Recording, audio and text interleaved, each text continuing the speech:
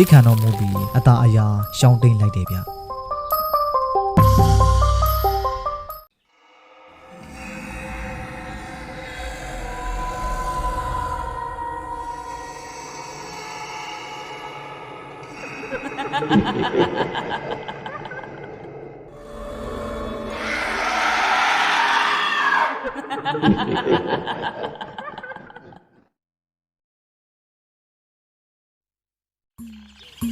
ဒီကနေ့မှာဆရာမင်းထင်တယောက်သူ့စခန်းရှိရာတောင်ကုန်းစီကိုပြန်ရောက်လာခဲ့ပါတယ်။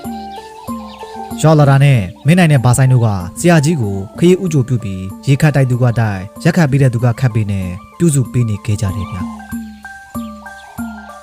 ဆရာကြီးကျုံတို့ညီဝနဘယ်ကျန်းကလေးဗျ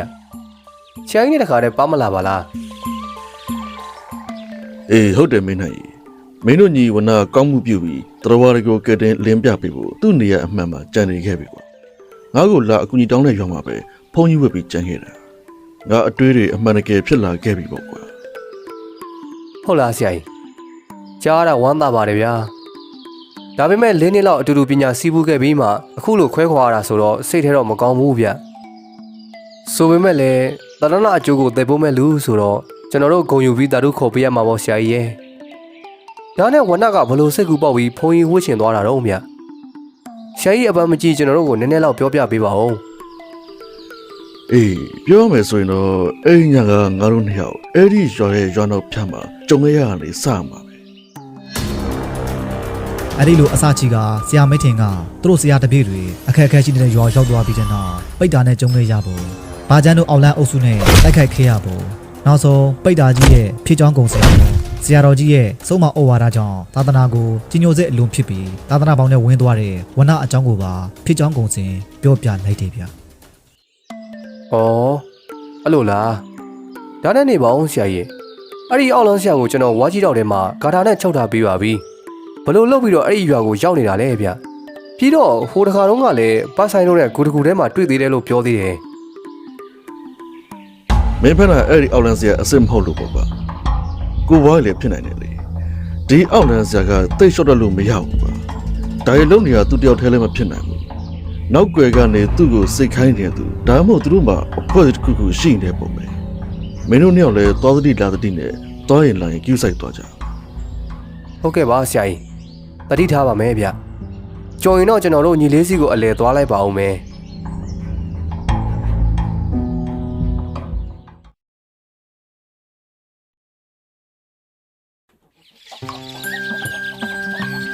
မနက်ခင်းတစ်ခုမှာတော့တောရွာတလေးရဲ့ထုံးစံအတိုင်းအရှင်ဝိမလဟာတပိတ်ကိုပိုက်ပြီးအောင်မန်းရွာရဲ့ရွာလယ်လန်းအတိုင်းစွန့်ခံကြွလာခဲ့ပါတယ်။အနောက်မှာတော့9နှစ်အရွယ်ဖုန်းကျောင်းသားဒိုးလုံးကလေးပါလာခဲ့တယ်ဗျ။ဗုဒ္ဓဘာသာဝင်တွေရဲ့ချစ်စရာတရားထက်သန်မှုကတော့ပြောစရာတော့မလိုပါဘူး။လှုပ်စရာအလုပ်တွေကိုခဏထားရဟန်းတန်ဃာတွေစွန့်ခံကြွလာတာကိုတွေ့တာနဲ့မရှိရှိတာလေးကိုတန်တန်ရှင်းရှင်းနဲ့တရုတ်တသေးစွန့်လောင်းလူတတ်ကြပါတယ်။အရှင်ဝိမလကစွန်းလောင်းလူတဲ့ရွာသားတွေကိုတာရုခေါ်ကစုရတတိကြီးပေးနေခဲ့တယ်ဗျရွာသားတွေကလည်းငငယ်ရွယ်ရွယ်နဲ့တာသနာအကျိုးတူနေတဲ့ကြက်တည်းရှိလို့နဲ့အရှင်ဝိမလကိုကြည့်ပြီးကြီးညိုတရားစိတ်များစွာနဲ့ပြုံးနေခဲ့ကြပါတယ်အဲ့လိုနဲ့အရှင်ဝိမလတအိမ်မိတအိမ်စွန့်ခံကြွနေတော့အဲ့ဒီအိမ်မှာမိန်းကလေးတယောက်အော်ဟစ်ညင်းညူနေတဲ့ကိုကြားလိုက်ရတယ်ဗျအရှင်ဝိမလအသေးချာကြည့်လိုက်တော့ခန္ဓာနွယ်အဲ့ဒီအင်္ဂလိပ်ရဲ့ကိုပြစ်ပေါ်မှာမိန်းကလေးတယောက်ကပက်လက်အနေထားနဲ့အော်ညင်းနေပြီးသူ့ဘေးမှာအဖေဖြစ်သူလို့ထင်ရတဲ့ဦးလေးကြီးတယောက်ကပူဆွေးမှုတွေနဲ့ထိုင်ကြည့်နေတာကိုတွေ့လိုက်ရတယ်ဗျဆိုတော့အရှင်ဝိမလဘာများဖြစ်လို့လဲဆိုပြီးဒိုးလုံးနဲ့အတူခြံထဲကိုဝင်သွားခဲ့ပါတယ်တကားကြီးတကားမလေးကဘာများဖြစ်လို့လဲကွယ်မသိပါဘူးဦးစင်ရဲ့ဒီလိုတွေဖြစ်နေတာတပတ်လောက်ရှိပြီဗျဆေးဆရာခေါ်ပြတာလဲပိုက်ဆံတော်တော်ကုန်နေပါပြီဦးစင်ရဲ့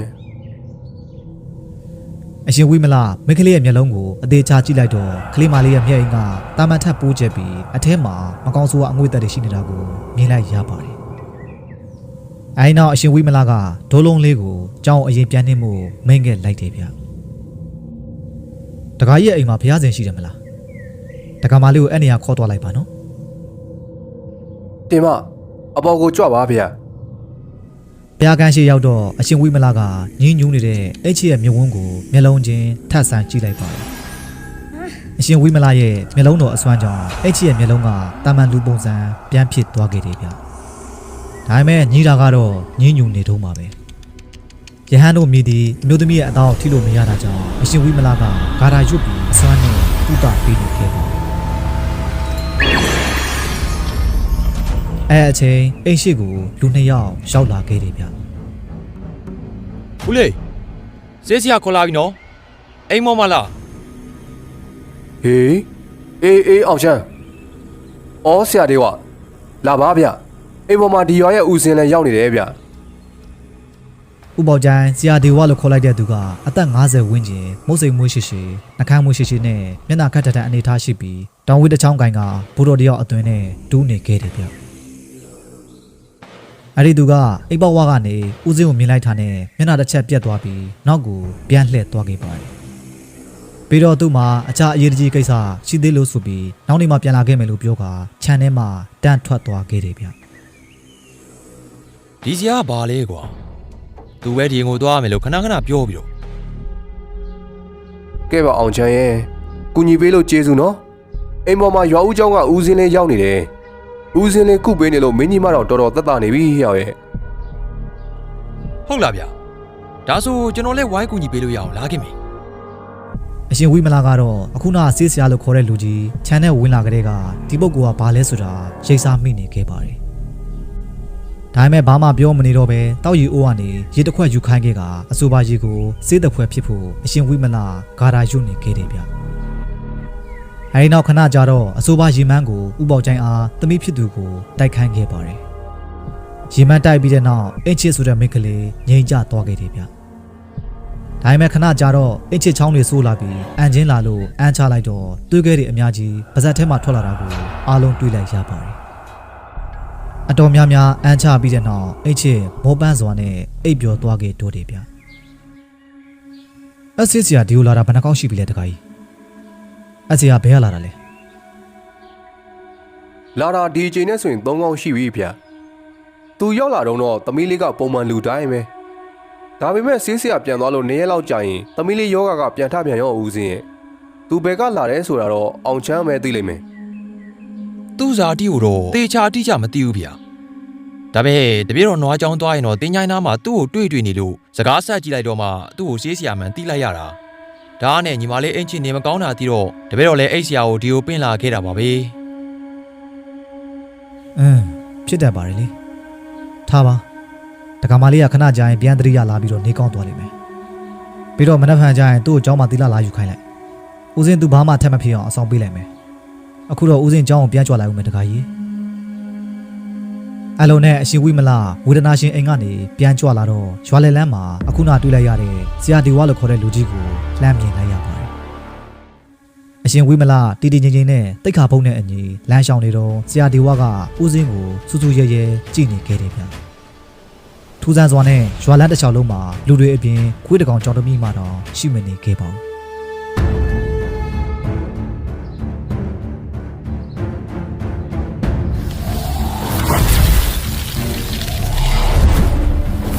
ဝိမလာတိခဏတော်မူပြီးအသာအရာရှောင်းတိန်လိုက်တယ်ဗျ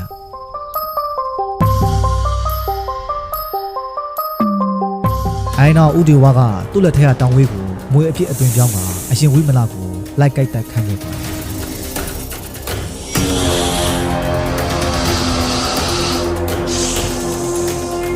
မွေပေါ်လိုက်ထားသိပေမဲ့အရှင်ဝိမလာဘာမှဖြစ်မသွားပဲမေတ္တာမပြတ်အိန္ဒြေရှိရှိလမ်းဆက်ရှောင်နေချိန်ပေါ်လိုက်တဲ့မွေကတော့ကြောက်တုံးတစ်ခုကိုအားကိုပေါက်မိတယ်လို့ခံစားရပြီးနေရာမှာတင်တွန့်နေခဲ့ပါတယ်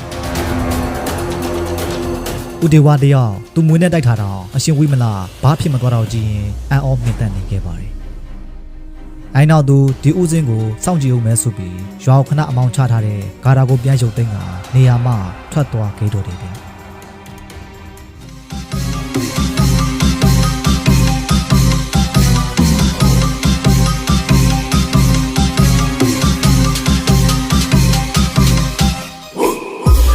ဆိုရီကြောင့်ကဲတင်ရှိတပါသာသနာသွေးတော်စီဝေသံဃာတော်ဗျာလူတွေကျိုးတဲ့ဘုသူစေနာထိထားစေတန်တရားပြောင်းရှာအရှင်ဝိမလာ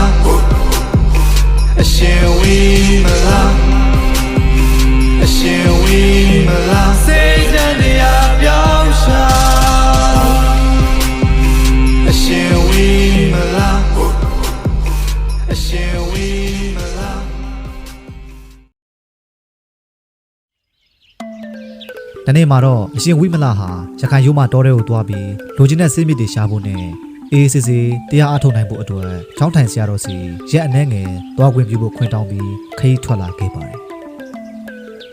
စိတ်လန်းဆိုပြီးတဲ့တစ်ပင်ပန်းပန်းနေများတဲ့နေရာတွေကိုဖြတ်သွားရတယ်လို့တောင်ကုန်းတောင်ပယံဂျိုင်းကွက်များစွာကိုကြောပြီးအရှင်ဝိမလတပါးတဲ့ခရီးဆက်လာခဲ့တယ်ဗျဖုံးပေးလို့ရမယ့်အသီးလေးတွေတွေ့ရင်ဖုံးပေးတောင်ကြားအားကြတဲ့ရေကြီးလေးတွေကိုတောက်တော့ရင်းနဲ့အရှင်ဝိမလခရီးဆက်လာခဲ့တာ2ရက်လောက်ကြာတော့မနက်ခင်းအချိန်မှာရေကန်တစ်ခုနားကိုရောက်လာခဲ့ပါတယ်ရေကန်ရဲ့အတွင်အပြင်နဲ့တိရှိဖို့အနေအထားကိုကြည့်ပြီးအရှင်ဝိမလဒီနားမှာတရားထိုင်မဲလို့ဆုံးဖြတ်လိုက်ခါရေကန်နားမှာရှိတဲ့တပင်တပင်အောက်မှာတပိတ်ကိုချပြီးနေရာပြင်ဆင်ခဲ့လိုက်တယ်ဗျပြီးနောက်စွန်းစားချိန်ရောက်လာခြင်းကိုခံမှန်းမိကရေကန်ထဲမှာကျနေတဲ့တဖန်းသီးကိုဦးစင်းကောက်လိုက်ပြီးဖုံးပေးခဲ့လိုက်ပါတယ်ပြီးတော့ရေကန်ထဲကရေကိုပဲရတနာသုံးပါစိတ်ဝယ်ထားကတောက်သုံးခဲ့လိုက်တယ်ဗျခန္ဓာကိုယ်အာဟာရအတွက်အာရင်ဖြည့်ပြီးတဲ့နောက်အရှင်ဝိမလတစ်ပင်အောက်မှာတရားစမှတ်ခဲ့ပါတယ်ညရောက်တဲ့အချိန်မှာတော့အဲ့ဒီရေကန်မှာရေတောက်ဖို့အတွက်တော်ရန်တွေးဆန်တွေရောက်လာခဲ့ကြတယ်ဗျတရိษံတွေကအရှင်ဝိမလကိုမြင်ကြပေမဲ့ဦးစင်းရဲ့အေးချမ်းလာတဲ့မိတ္တာရိတ်ကြောင့်ရံမပြုတ်တဲ့အပြင်အချင်းချင်းခိုက်ရံမဖြစ်ပွားပဲအေးစစ်စစ်ရေတောက်ပြီးတော့ပြန်သွားခဲ့ကြပါတယ်မရလောက်ကြားတဲ့အထိအရှင်ဝိမလရေကန်နာပတ်ဝန်းကျင်ကတောတောင်တွေမှာလိုအပ်တဲ့ဆင်းမြင့်တုတ်တစ်ဖူတွေကိုစူးစမ်းပန်းစားလိုက်ရှာနေခဲ့တယ်ဗျတချို့ဆင်းမြင့်တွေကိုရှားလို့တွေ့ပေမဲ့အရှင်ဝိမလလိုချင်တဲ့အချို့အင်မတန်ရှားတဲ့ဆင်းမြင့်တွေကိုတော့ရှားလို့မတွေ့ခဲ့ပါဘူး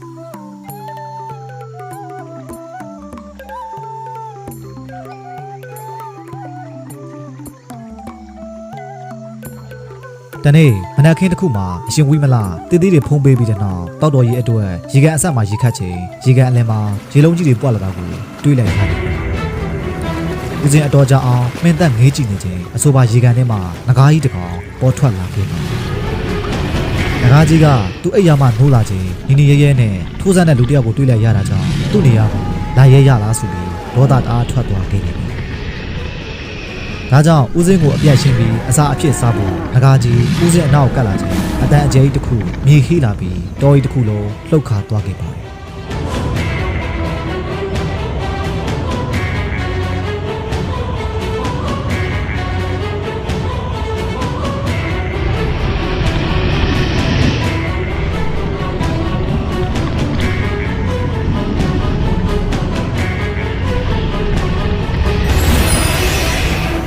ခဏချင်းမှာပဲငကားကြီးကဒေါသပြေးသွားပြီးရေအောက်ကိုပြန်လည်ငိုဆင်းသွားခဲ့ပါတယ်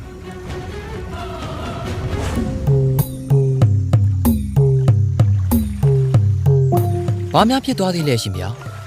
ဒီနဂါးအစာတပည့်တော်ကပဲတောင်းပန်ပါတယ်ဗျာဘာမှဖြစ်ပါဘူးတခါရဲ့ငကားကြီးကသူ့နေရာကိုတော်ရောက်လာလို့ဒေါသထွက်သွားတာနေမှာပါဒါနဲ့တကားကဘသူများလဲကွယ်တာမန်လူတယောက်ထက်တာလုံးနဲ့အစွမ်းနေရှိနေပါပေါ့လားတပည့်တော်ကဒီရိုးမတွိုင်းမှာပဲနေတာပါဗျာ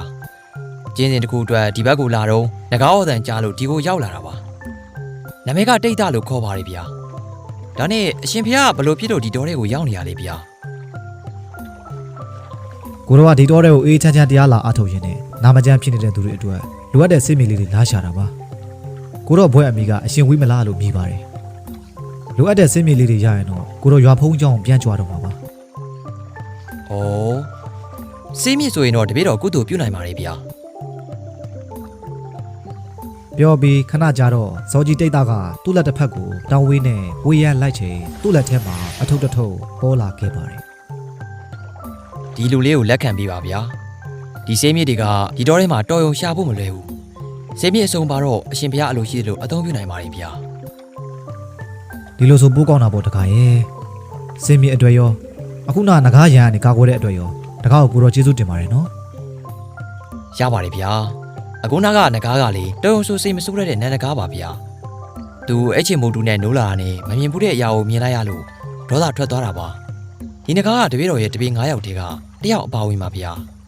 လူရောင်လေးဖန်ဆင်းနိုင်ပါ रे ဒီငကားအစာအရှင်ဘုရားကိုစောင့်ရှောက်ဖို့တပည့်တော်ငကားကိုပွားထည့်ပေးလိုက်ပါမယ်အရှင်ဘုရားအခက်ခဲရှိတဲ့အချိန်ကျရင်တန်းတားလိုက်ုံနဲ့ဒီငကားကြီးရောက်လာပါလိမ့်မယ်ဗျာ အဲ့လိုပြောပြီးဇော်ကြီးတိတ်သားကငကားအမောက်ပါတဲ့တောင်ဝေးတစ်ချောင်းကိုဖန်ဆင်းလိုက်ပြီးအရှင်ဝိမလအားလှူဒန်းခဲ့ပါတယ်